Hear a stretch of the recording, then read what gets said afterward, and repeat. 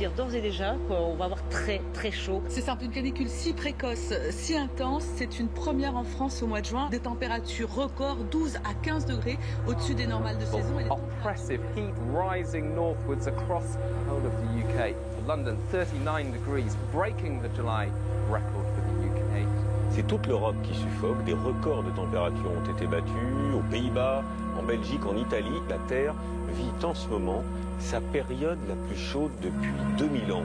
Alors, est-ce le seul fait de l'homme? Ce réchauffement est-il irréversible? En Europe, l'été 2019 illustre l'urgence de la crise climatique. Il a fait sa première victime, l'eau. The demand is going straight up and the supply is going straight down. I mean, it is stark. It's stark. In France, nearly 2/3 of all regions are affected by water restrictions. Farmers have seen their crops destroyed while others try to adapt to climate change. After two record-breaking heat waves Aujourd'hui, 70% de l'eau est utilisée pour nourrir les hommes. Elle est devenue la ressource la plus convoitée de la planète.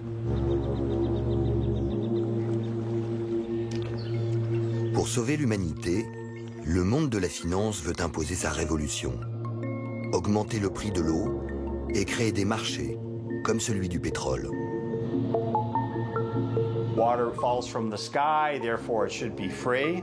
Whenever I hear that, I always say, diamonds occur in nature and they're not free. It's a financial product, like any other financial product. The market is changing a bit over the last couple of weeks. It's around that $485 to $495 a hectolitre mark today. You're just at the beginning of this water financial revolution. What about the guy that can't afford it? That guy still needs water. La ruée sur l'or bleu est lancée. Mais en face, la résistance s'organise. The human right to water means that it's not a charity, it's an issue of justice. This is the issue of our time. This is the crisis of our time. Pression financière contre mobilisation citoyenne, la guerre de l'eau a déjà commencé. Qui en sortira vainqueur? La planète, les hommes ou les marchés?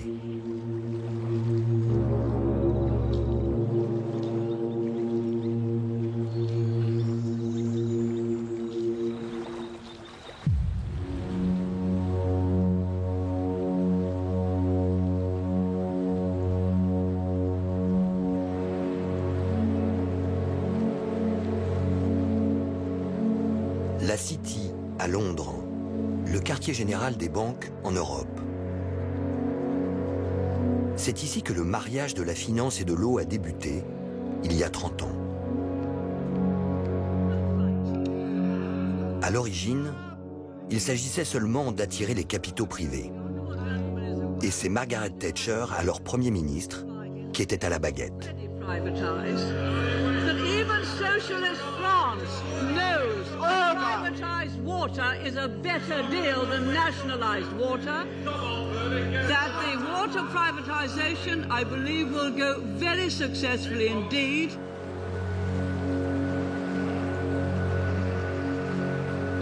What happened was the entire system, the entire physical system, as well as the concession, was sold to the private companies.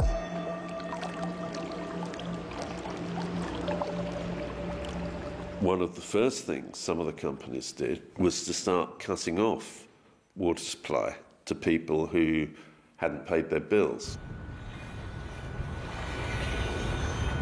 One company, for example, disconnected 11,000 customers, and as far as the company was concerned, they could stay disconnected. If they didn't pay their bills, they didn't get any water.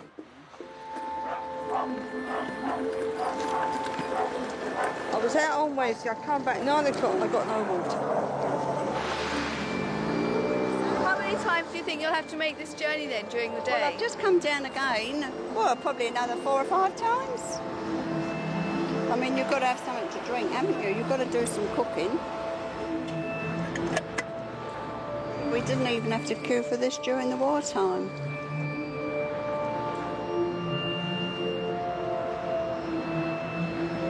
I said myself, it's disgusting. But from the market perspective, that doesn't matter. The market couldn't care less if people die of cholera. Really, that's not their job. Their job is making money, and they've done that very well.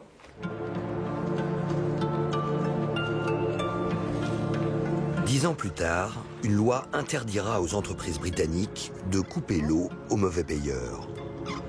Mais pas de quoi freiner l'appétit des traders. Au contraire. Au début des années 2000, une nouvelle génération d'investisseurs débarque. On les appelle fonds de capital investissement ou fonds vautours.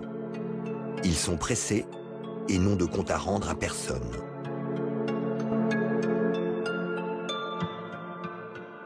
They may be funds which have a 10-year life, and therefore they need to get their returns over that decade that they will be the owners, and then they need to find a new owner.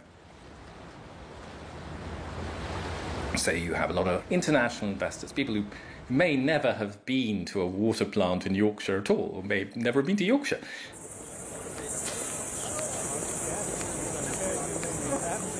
À Londres, Thames Water, la régie de distribution qui représente 20% de tout le pays, est rachetée par un fonds d'investissement australien, Macquarie Funds.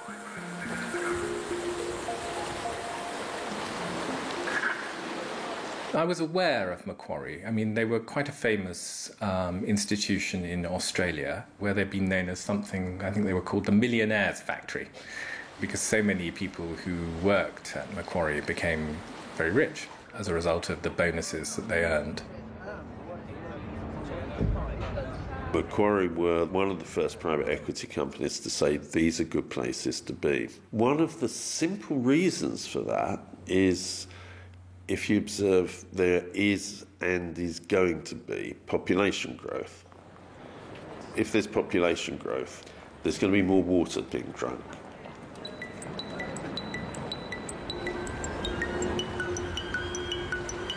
David Hall est l'homme qui a révélé le scandale des rapaces de l'eau. Dans son étude, il recense 30 années de pratiques abusives. Augmentation des factures des consommateurs, flambée des dividendes versés aux actionnaires, évasion fiscale, quand la privatisation de l'eau tourne au pillage en bande organisée.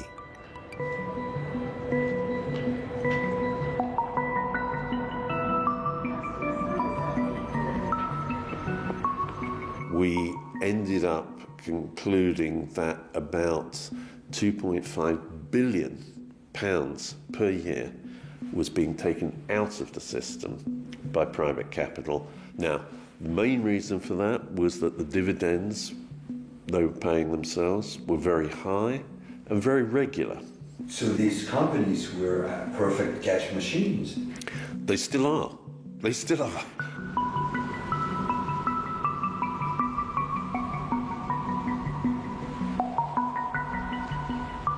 Everybody believes correctly that we are being swindled by the water companies.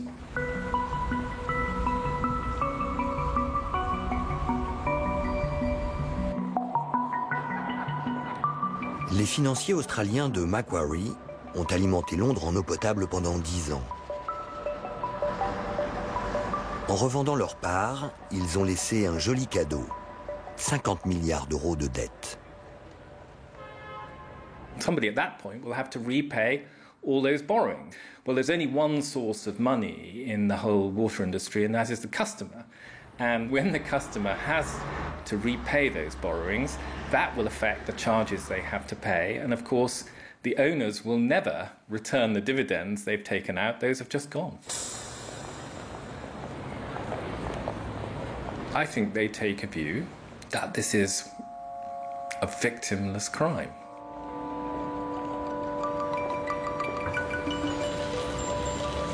The funny thing about the UK's experience with water privatisation is no one else in the developed world has done it. It's a one-off. And sometimes you have to ask yourself, why is it?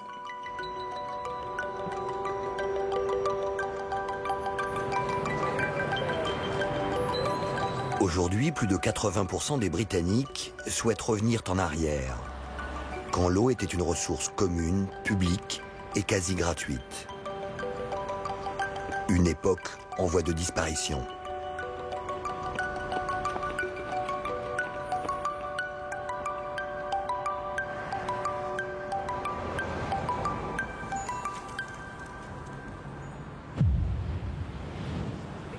Sweltered through another 24 hours of extreme heat. Overnight, it barely dipped below 30 degrees in many parts of the state, with temperatures soaring into the mid to high 40s during the day. Fire conditions, particularly through South Australia, where the mid-north has been rated as catastrophic and the Mount Lofty Ranges has been rated as extreme.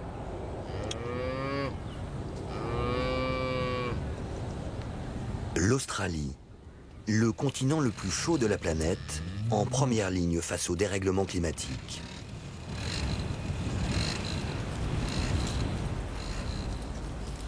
C'est ici, à l'autre bout du monde, que se joue l'avenir de l'eau.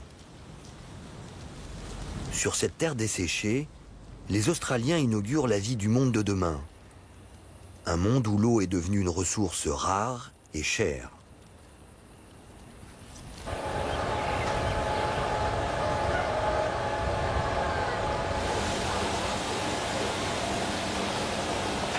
Bart Dohan est un éleveur laitier qui habite dans les Nouvelles-Galles du Sud, l'une des régions les plus arides du pays.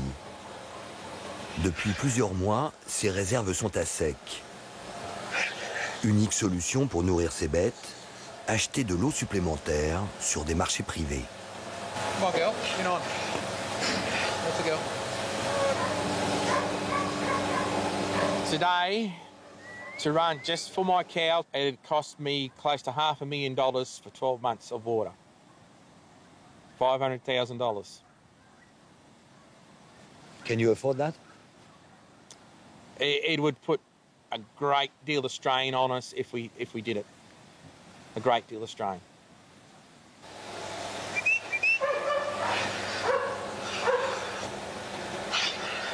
Okay. Like we know a farm in the last 3 months has already spent $1 million on water. A storm could come through tomorrow and wipe it all out too. So they've spent the money, but it's still a gamble on whether it's going to work or not.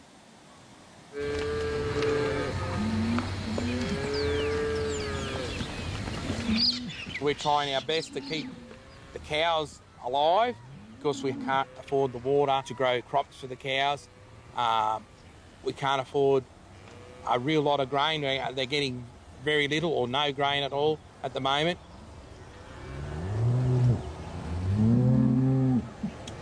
So they're producing 50% less than what they should be for this time of year. It's just survival mode. Try and survive, keep our cows going, and try and get out the other end of it.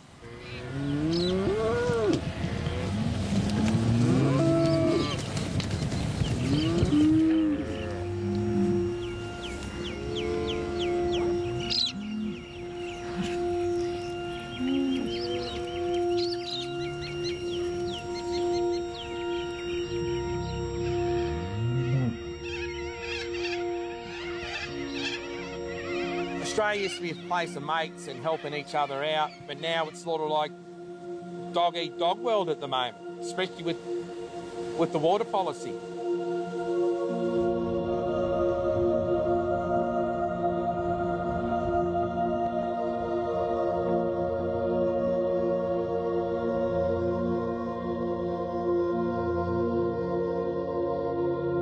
L'eau a été transformée en or. Elle s'achète et se vend d'un seul clic, grâce à un téléphone portable et une application connectée au marché, qui fonctionne 24 heures sur 24. Son prix varie chaque jour en fonction de l'offre et de la demande.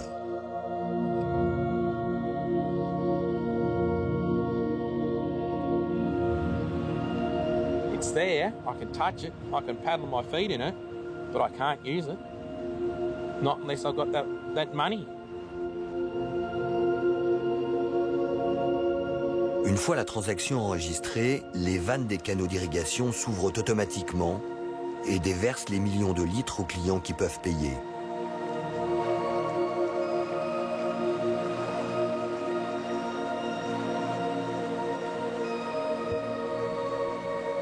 People are just taking water from us, and it's taking our life, it's taking our food from our table, more or less. Why we're doing it is hopefully next year the rivers are full and that we don't have to go back onto that open market to buy water again. Will it happen? Will it not? We don't know. We might as well play Russian roulette.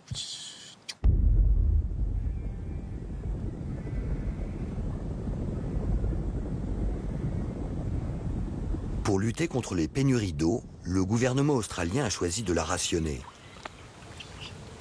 Chaque année, il attribue un quota aux principaux consommateurs, les fermiers, les industriels et les villes. Ces droits sont calculés en fonction de leurs besoins, des réserves existantes et des prévisions météo.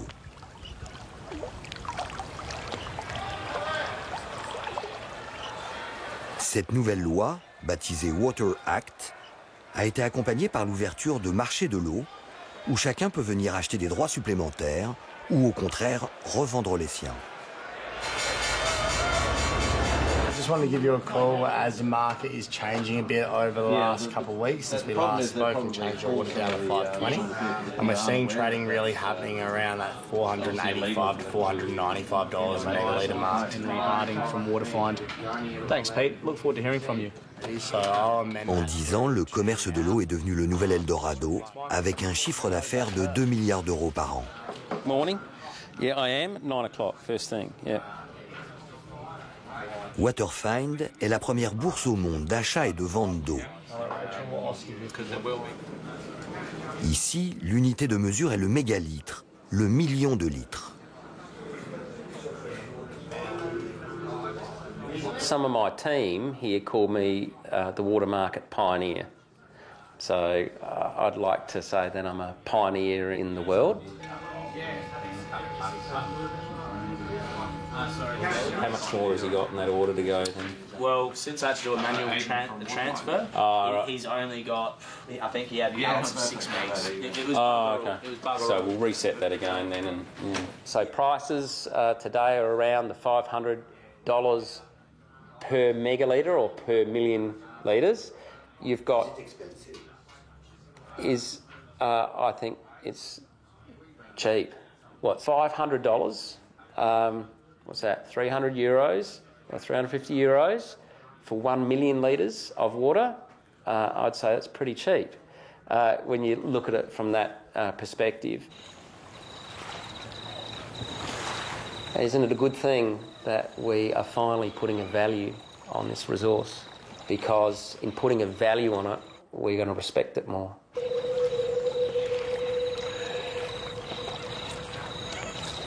Dans ce monde nouveau, chaque goutte d'eau compte.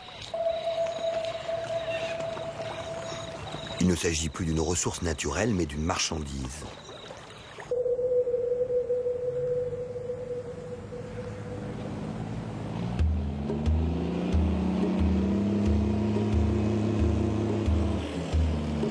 Sur ces marchés, les poids lourds sont les industriels de l'agriculture, à l'image de l'entreprise Webster, le premier producteur d'amandes du pays.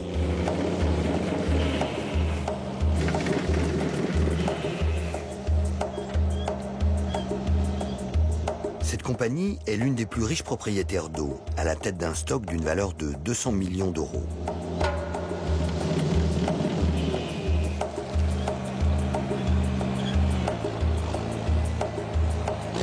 Les amandes sont cultivées à la chaîne puis exportées dans le monde entier.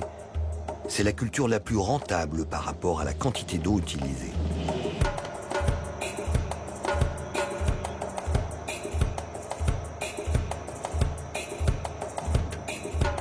Sur cette exploitation, Brendan Barry a le titre de Water Manager, responsable de la gestion de l'eau. Un nouveau métier.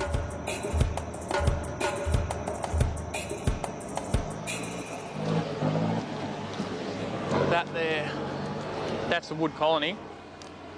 But they're not quite ready. But if you grab that. They're big. Yeah, they're bigger, but the taste of them is just a different flavour. But the nonpareil are the real... Nonpareils, there's other nuts bigger than that, but these are the best seller, that's why. And they crop pretty well, so that's why everyone sort of keep them as 50% of the orchard. Yeah. The easiest to market and whatnot. The total value of our water is more valuable than all the land we hold or the plant and equipment or the livestock that we hold.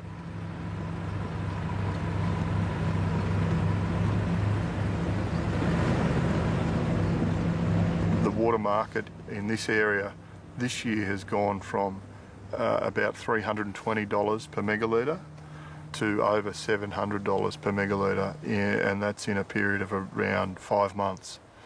And double the price. Double the price. But that's how it works.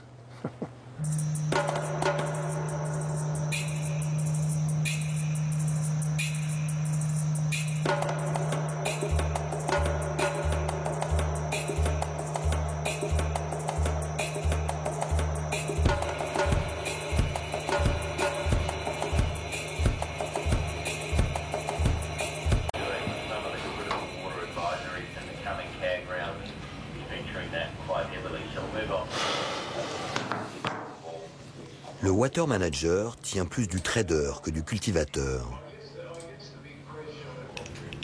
In our business, we want to use our water efficiently because if we do that, we can drive a greater profit into the business. And that's what we're ultimately here for, is to deliver a profit for the shareholders. These are the things that are interesting or useful. So they're going to be 30. $20 got behind. Come on, $20 now. 5 in front. 30. 5, 40, 50, 50, $50 got here, $50 bid, 60, 70, 80, 90, 100, and 10, and 20, 120 got, you're up, you know up, 120 got, and 80, and 300, 20, 40, 60, 80, and 400, 20, 40. You buying? 15,500 in the red corner. 15,500. Anyone else? And 5. 105 behind. 105. It's gone. That's already? Yeah. What did they get for that? 1,800 for that one. I don't know what the little one made. So you just stopped milking and you sold the farm too, have you? Yeah. Those yard blasts, do they have much use? Never been used. Never been used. No. La crise de l'eau et l'envolée des prix ont précipité la faillite de David Owen. En vendant la ferme familiale, cet éleveur rejoint la liste des victimes des marchés de l'eau.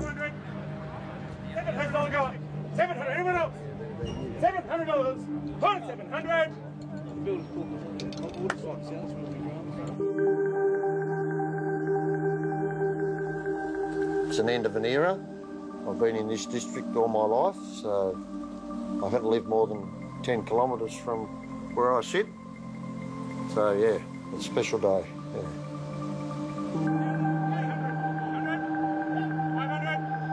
6, 7, 8, 6, 9,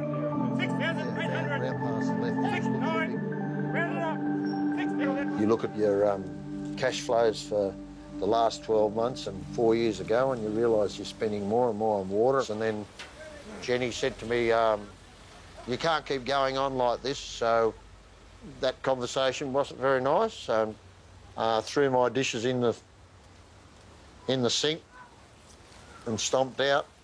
Yeah, so that was very emotional.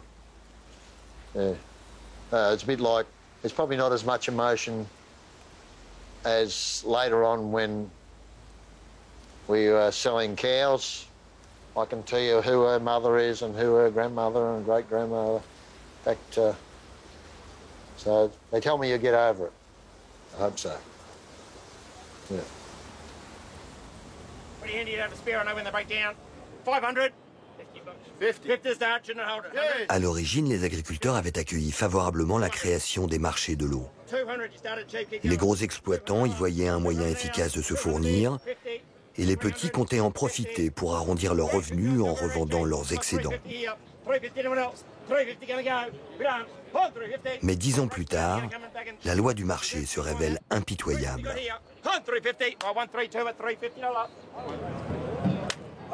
There's lots of people that don't understand the water market. I don't understand the water market. Just unless you keep on to it all the time, you just don't know what's happening. And I don't think a lot of us know what's happening in the water market. Unless you're buying, you don't want to look at the water market because lots of times it only depresses you. Especially if you're looking for water and you think, oh, it'll go down, it'll go down. No, it doesn't. It keeps going up.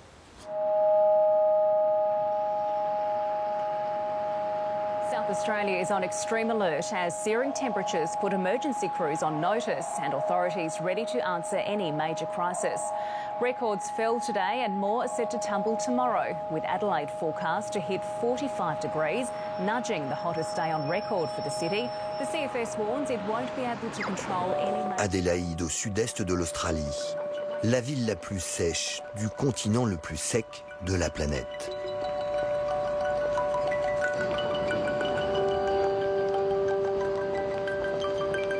Adélaïde sert de laboratoire.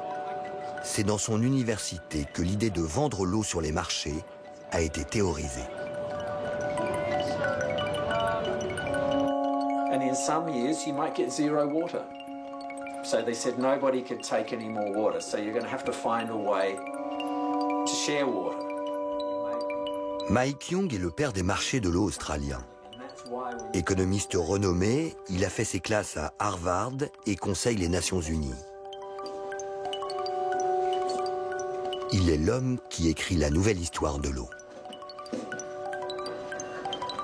Water scarcity is really there. So water scarcity is part of the future of the world. The global predictions are that by 2050, more than half the world will be living with limited water resources, and abundance is a thing of the past. Water needs to be managed in a very precious way,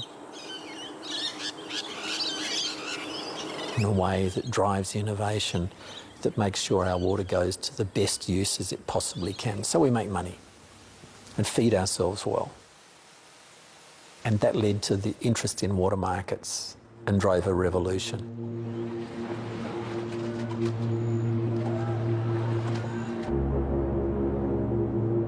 La révolution initiée par Mike Young a transformé le dérèglement climatique en une variable du marché. It's fascinating to see how sophisticated our water markets have become. If there's rain forecast in a week's time, the price of water will go down because farmers know they won't have to irrigate. If it's going to be really hot for the next fortnight, then the price of water goes up.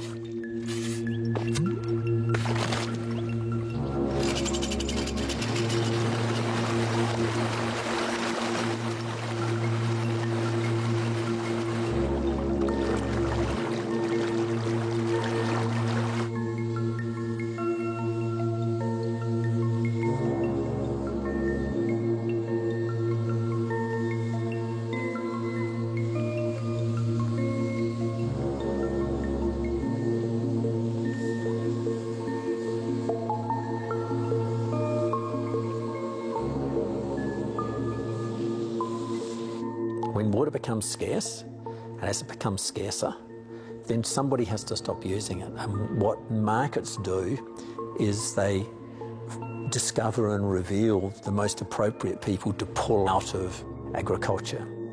As it is for making cars, as it is for lots of things, we live in a competitive world.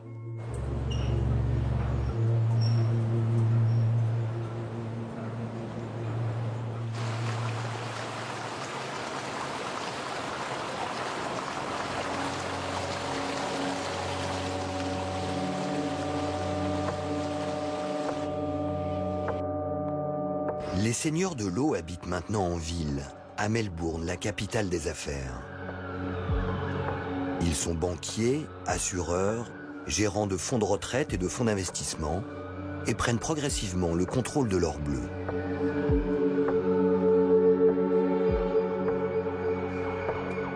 I don't need to own land. You know, would I own land? Would I consider it? Yes, but I'm not a farmer. I'm an investment banker. How much did you invest? Not much, maybe $20 million. The price of water has doubled, but in the next 10 years it will double again because of intensive agriculture. Surnommé le voleur d'eau, c'est depuis le ciel au 45e étage que David Williams dirige son empire.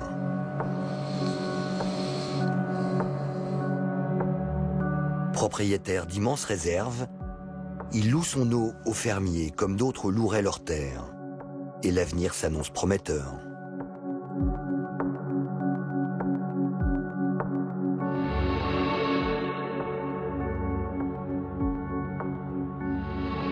If we go to 9 billion population and the Chinese want more food and the Indonesians want more food and the Indians want more food and they can afford to pay for it, then we need to find more intensive ways of growing food.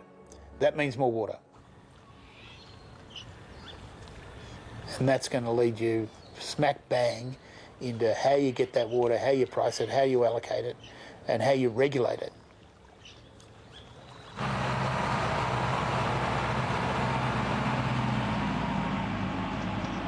With the big investors buying water, it's getting back to the old days of the landlords and the peasant farmers. And if we want to survive or stay into it, we're going to have to buy the water at what the landlords deem the water is worth. Back to the Middle Ages, yeah.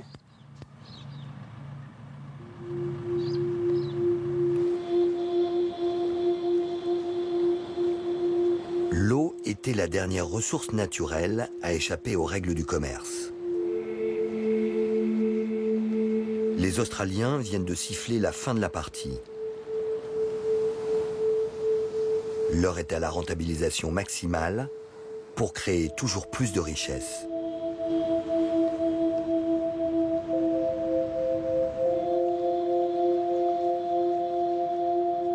I'm Narendra Elder. I speak on behalf of my people, on behalf of this land and this water. Water, for me and my people, is a part of who we are. It's a part of our stories, our creation stories. Today is different. Australia has implemented water markets. Yeah. How do you look at that?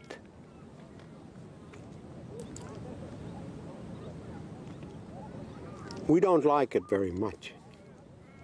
We don't like it at all.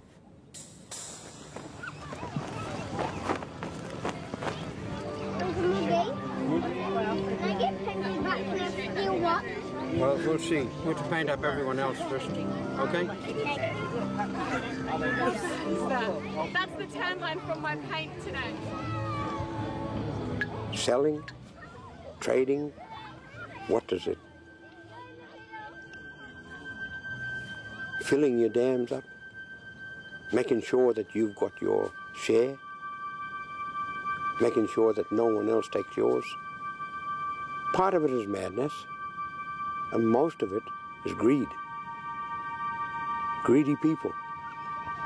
They want the water, but they also want that. And they'll sell it to somebody else for money. You can't eat money. You can't drink money.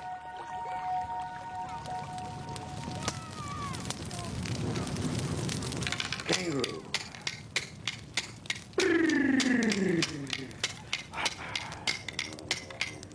Pinyaling, open, open, open, pinyaling, open, open. Pinyaling, yan, yan, yan. Pinyaling, yan, yan, yan. Pinyaling, open, open, open, pinyaling, open, open.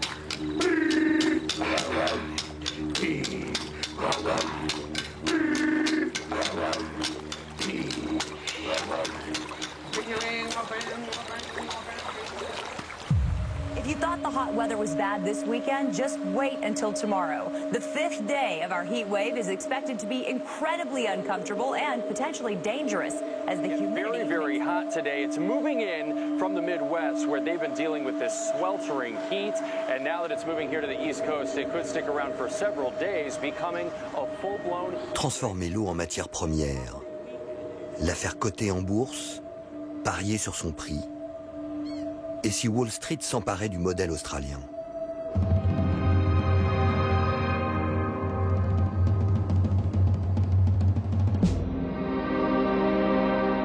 dès juin 2008, la banque d'affaires Goldman Sachs s'interroge. L'eau est-elle le nouveau pétrole? La firme, comme on l'appelle, invite ses meilleurs clients à miser sur le futur.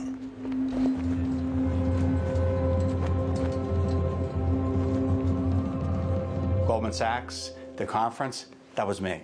I used to work at Goldman Sachs, and in 2008, that was a conference that I held. There's this absolute intuitive appeal that says population growth is outstripping the water supply. That must mean companies that are engaged in the water business are a sure thing, that they can't miss. They get mesmerized by these megatrend appeals in water. Is water the next oil? That question's not going to go away. We're just probably not ready for it yet.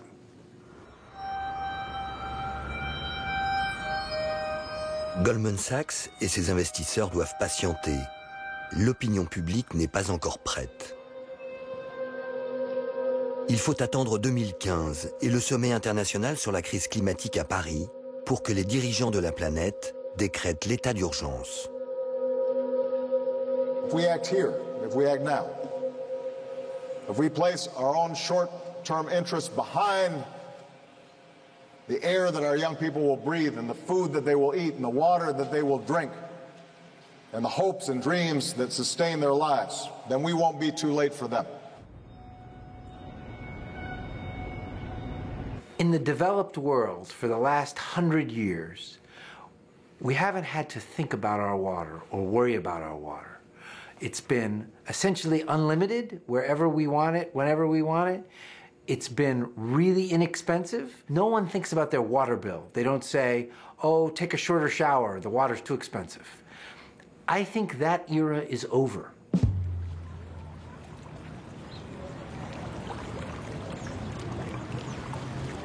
Climate change is going to have a huge impact on water availability around the world. The same amount of water is going to be available in the big picture, but we don't live in the big picture. We live in a specific place. We raise our food in a specific place. And so the movement of that water will have a dramatic impact on how cities manage their water and how we're able to grow food to feed everybody.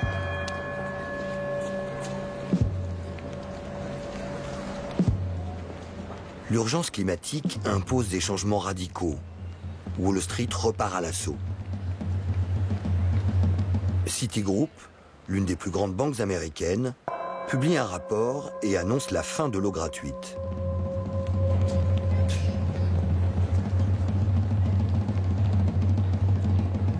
There is no alternative to pricing water properly and making people realize that every time they take a sip of water, there is an opportunity cost, and they feel it in their wallet. How else are you going to get people to use less if you give it to them for free?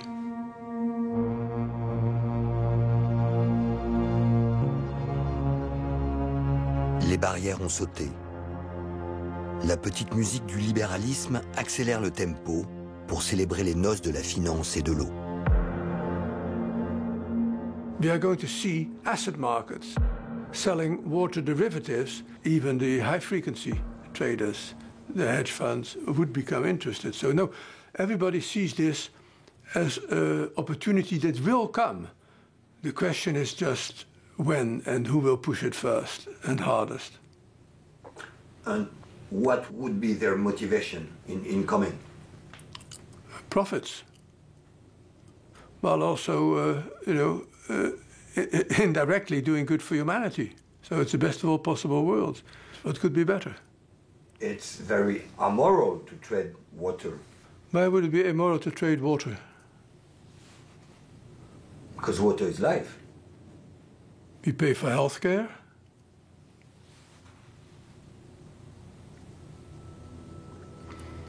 Just because it's life doesn't mean it cannot be priced.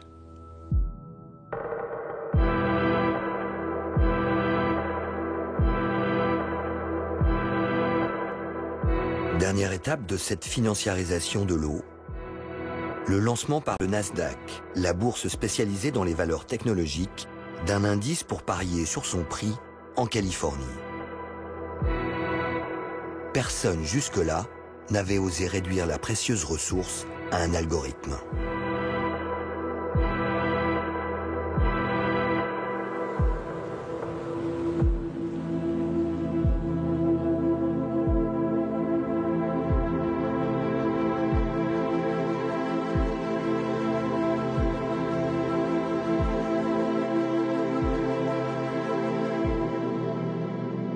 L'homme qui a inventé l'équation de l'eau travaille à la City, à Londres.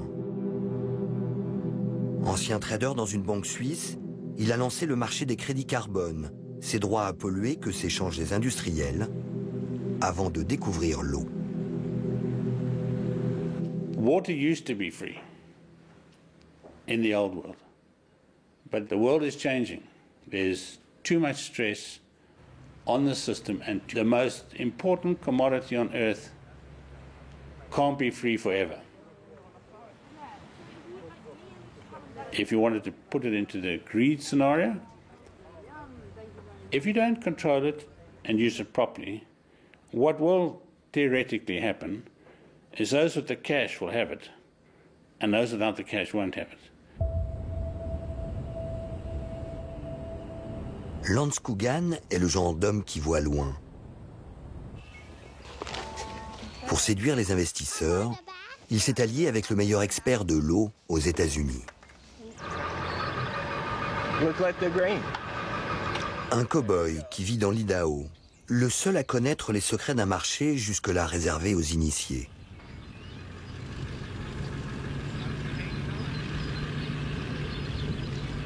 Clay Landry dirige une société qui enregistre toutes les transactions d'eau effectuées ces 15 dernières années. It isn't a reliable index. To be clear, you're not buying water, you're buying the price of water. So you're not taking physical delivery of the water. So it's only a bet on the future? It is a bet. Yeah, it is a bet.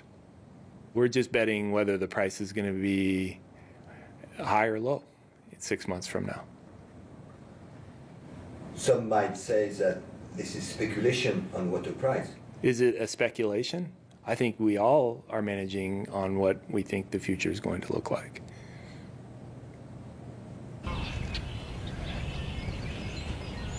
If what people are saying is coming, you better be on top of your water situation, or you're going to be without water.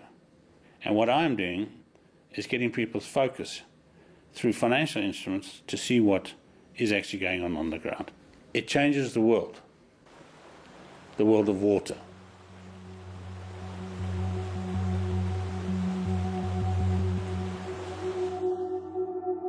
Est-il encore temps d'arrêter l'OPA de la finance sur l'eau?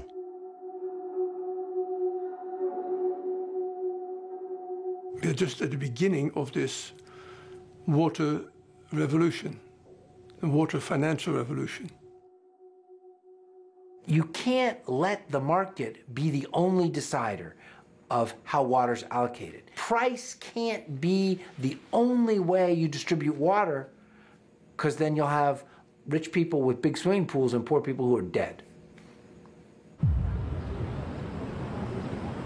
Allt mer tryckande grepp, och SMHI går nu ut och höjer varningen för varma temperaturer från klass 1 till klass 2. Och det här är alltså den näst högsta varningsklassen. Och det innebär att det råder extrem värme. Varningen den gäller för de flesta kommuner i Stockholms län och flera... La ruée mondiale vers l'eau s'accélère. Privatisation, concurrence, rentabilité. La doctrine libérale récite son alphabet. Face à cette menace, une femme se dresse. Maude Barlow, une militante canadienne défenseur des droits de l'homme. Elle a déjà remporté une première victoire. C'était aux Nations Unies en 2010, quand l'Assemblée générale votait une résolution qui reconnaissait l'accès à l'eau comme un droit universel. It must be declared a public resource that belongs equally to I was in the United Nations up in the balcony the day that that they voted, and I thought we were going to lose. I had staff with me. They were crying. I said, don't worry. We're going to be back in 2 years or 5 years, no matter how long it takes. We're going to be back, and we'll do it.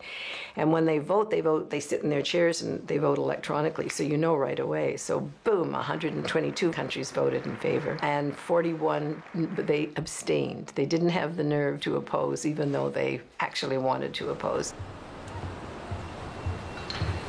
Parmi les nations qui se sont abstenues ce jour-là, on retrouve l'Australie, les États-Unis, la Grande-Bretagne, des pays qui ont tous choisi de transformer l'eau en un produit financier. The human family took an evolutionary step forward at that point. And since then, every country has ratified. It's in one way or another, it's now universal. So you got it now. You got it now. Maud Barlow a remporté une bataille, mais pas la guerre. En décembre 2018, à Stockholm, la militante était invitée par le comité du prix Nobel à poursuivre son combat sur scène lors d'une conférence sur l'avenir de l'eau. The United Nations calls water scarcity the scourge of the earth. To truly guarantee the human right to water, we must protect it as a public trust and a commons, not a commodity to be put on the open market for sale like oil and gas. And we must challenge the current power structures and institutions that support unequal access to the planet's dwindling water supplies. Our goal must be clean, affordable, accessible, public water for all, for everywhere, for all time.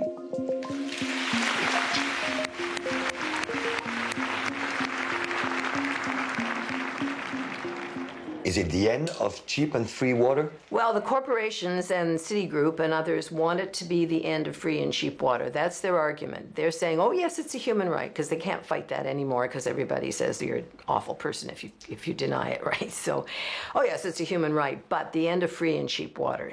When they say it's got to be a commodity, it's because they know that the scarcer it becomes in a world where you desperately need water, there's gold. It's gold. It's blue gold.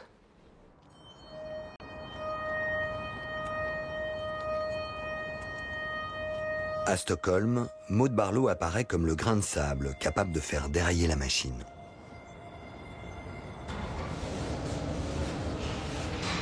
There are an awful lot of people in elite circles, and let's face it, the Nobel's pretty elite, that believe that the best thing to do for the water crisis is commodify it, put it on the open market like oil and gas, and see where it goes from there, right? So for me, it represented a breakthrough in getting our message out that we have to see water as a human right, as a public trust, and something that belongs to everyone. That's our goal. It's a big goal, and not one everyone shares, I have to tell you.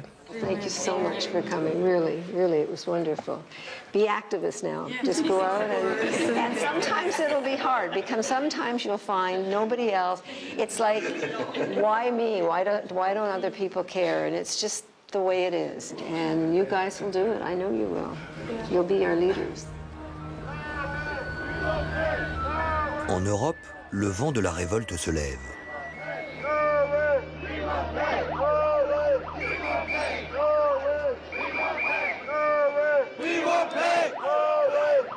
La lutte contre la financiarisation de l'eau passe avant tout par le refus de toute privatisation. Et dans les rues de Dublin, Rome ou Berlin, les citoyens sont les fers de lance de cette résistance.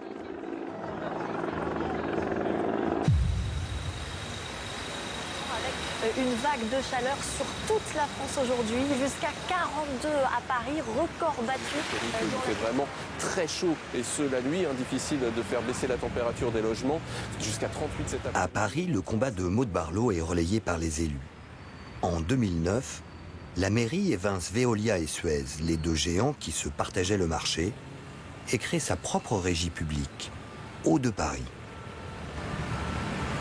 Honnêtement, quand j'ai porté la bataille de la gestion publique de l'eau à Paris, mais personne, mais quand je dis personne, personne ne pensait que j'allais réussir.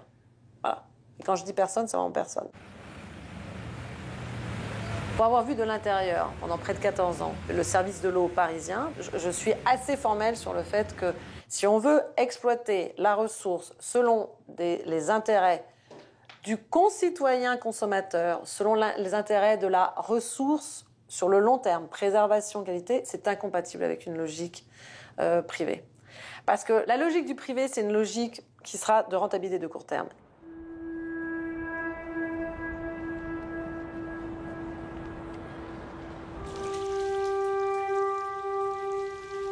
Avant, il y avait quand même au moins un peu une logique industrielle. Maintenant, il y a une logique industrielle, mais qui s'efface de plus en plus devant une logique financière. L'eau est encore du domaine, on va dire, de l'environnement, mais on voit bien que les acteurs économiques font pression à différents niveaux, les grands acteurs privés, pour que l'eau devienne une ressource économique comme une autre. Le risque est à la fois plus grand, et en même temps, il y a une mobilisation plus forte du public. Donc c'est ça qui est intéressant, c'est que je pense qu'il n'y a jamais eu autant de mobilisation autour de l'eau.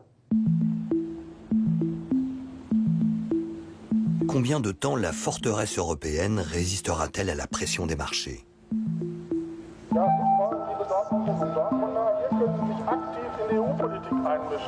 En 2012, une pétition baptisée Right to Water, droit à l'eau, réunit près de 2 millions de signatures, une première en Europe. Les manifestants réclament un statut d'exception pour l'eau.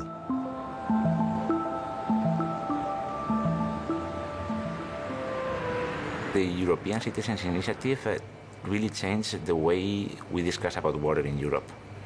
It helped creating a movement and a whole idea that water should be considered as a human right.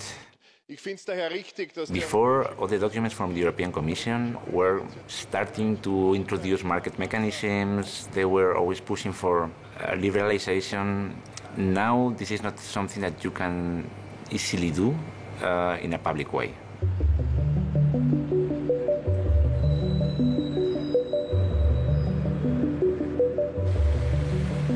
So the official answer from the European Commission was, of course, we support the human right to water, but nothing happened, no, in legislation.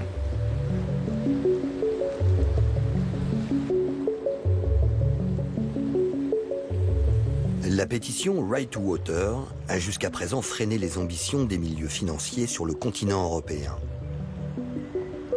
Mais cette victoire reste fragile.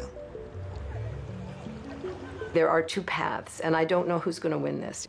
It's either water is a commodity, and it's going to be put on the open market for sale, or it's not. It's going to be understood to be a human right. You can't have it both ways. It's time to choose now which path. A word on hope from each of you, please. Well, for me, the hope is the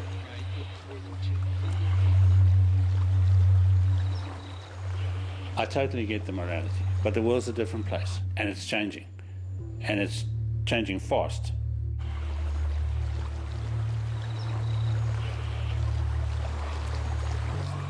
Water scarcity and climate change, is it a windfall for our business?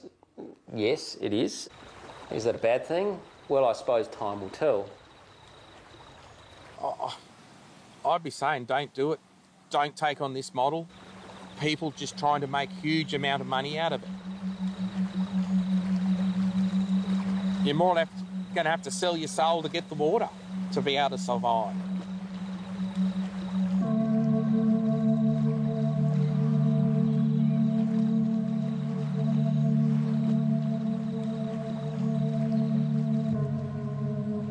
L'eau joue aujourd'hui son destin. À l'origine, il y a plus de 4 milliards d'années, elle était arrivée sur Terre en provenance de l'espace et avait depuis survécu à toutes les catastrophes. Elle est désormais menacée par les hommes qui rêvent de transformer les rivières en or. Comme si la nature n'était qu'un immense supermarché.